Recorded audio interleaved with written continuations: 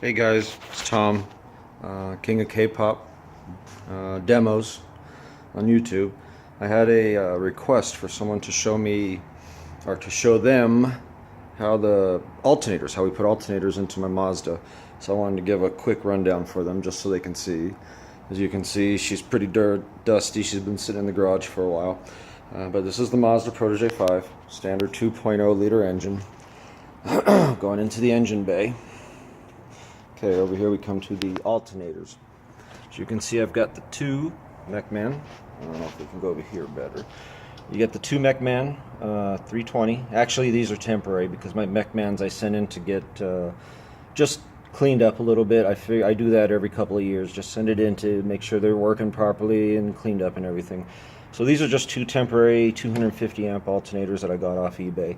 But they're still the GM casing, and yes, it's GM casing on my Mazda. That's what, I decided to go to. As far as my charging system, it is completely different for the stereo. It's completely opposite, or separate from the car's charging system. So I've got the two alternators here, which are on their own charging. And then, I don't know if you can see, back there it is, kind of like right there, if you see it. There's the OEM alternator. So the OEM alternator absolutely runs separate. So the car is completely separate from the stereo. Two completely separate things, so you got to be prepared for that. First off, if you notice, what we did to do this is the power steering pump is missing. That's the only way to do it. Still got the AC, but the power steering pump is missing. But don't worry, this car isn't heavy to where when you're driving, it'll feel like you've got power steering already. The only time is parallel parking or something like that. But to do it, you just utilize the mounting areas here, here, and down there at the bottom. That's the mounting points for the, right here. That's your two mounting points for the OEM, actually no, that's it. For the OEM, whatchamacallit, why am I drawing a blank? Power steering pump. So you just build a small bracket. This one's going to have to be rebuilt. It needs to be a little bit thicker because I already broke the other one. But you've got the one bracket there, and then you've got the other bracket same way here, all the way down to the other mounting point for the factory power steering pump. So you just build the new bracket, make it for your alternators, and you've got to add a tensioner.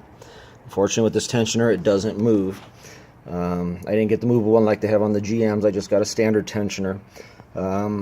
It might be easier if you get an adjustable tensioner to get this on, because without it, the belt is a nightmare and usually takes us about 45 minutes to get on there. It's a pain in the butt.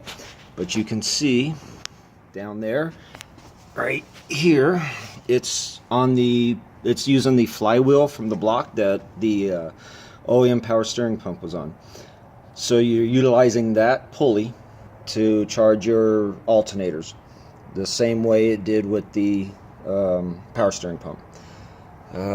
Since it's completely separate and they're GM, it's GM 4-pin plugs right here, and you just tie them in to go into the back, and then you run your power. What I did was I just ran my power wire right off the alternators into fuses up front. Definitely want to fuse everything, and then from the fuses up front it runs to the back. I'll show you inside for the charging module. Okay, now I'm inside. This is my charging module. I use an excess power voltmeter, or voltage control, VCM. This allows me to adjust the voltage to any voltage I want. So let me turn on the car.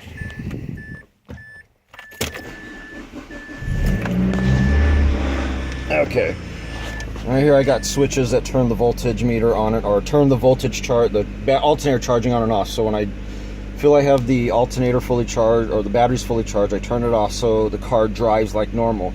But once you turn this on, once you turn on the alternators, it puts a big drain on your engine. So I don't know if you can hear that, but as soon as I turn that on, engine pretty much buckles down, but then it recovers. It's a good motor, and you should be fine with the two alternators.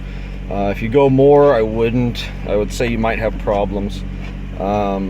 but I can, even with the charging, once I get on the freeway, this thing will do 80, 85, 90, just no problem, just like it did when it was factory.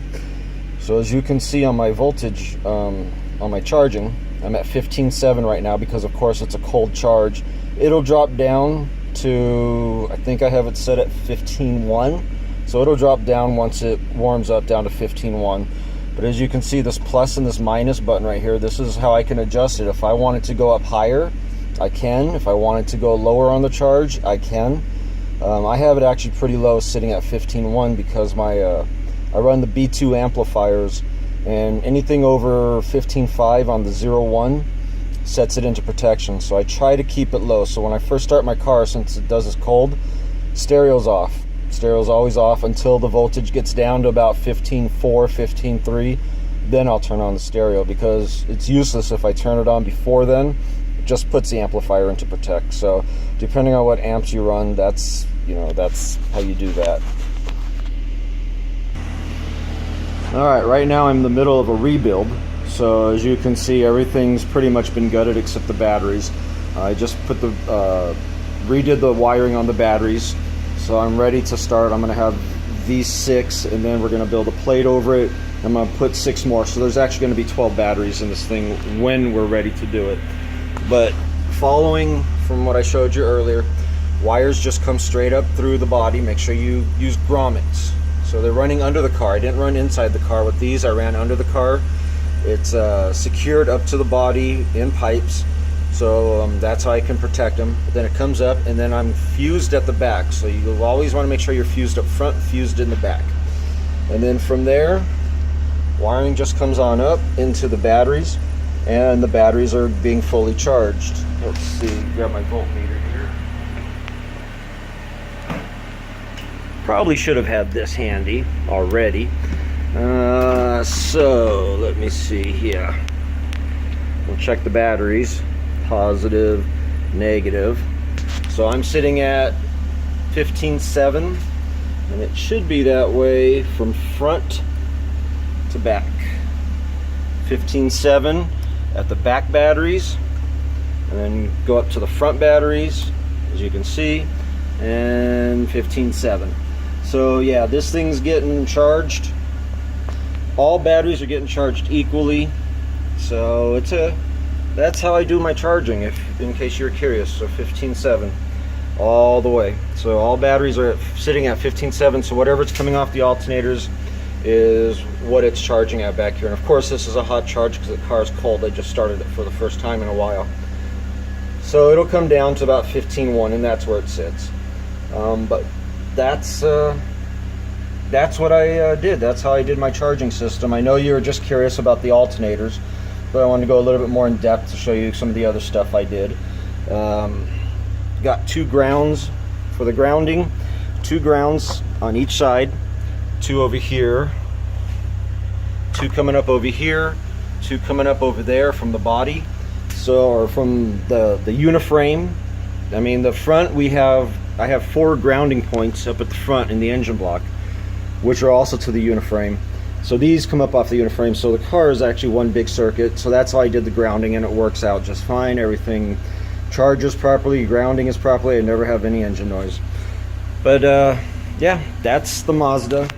So that's, oh jeez. So hopefully that answers your questions. If you have any more questions, I don't mind doing another video. I'm not good at videos, that's why my talk is a little bit iffy. But I hope that helps you out. Like I said, if you have any more questions, just in the comments, write me a question, and I'll try to explain a little bit more if you want. Oakley dokley. Enjoy your Mazda. I do mine. Toodles.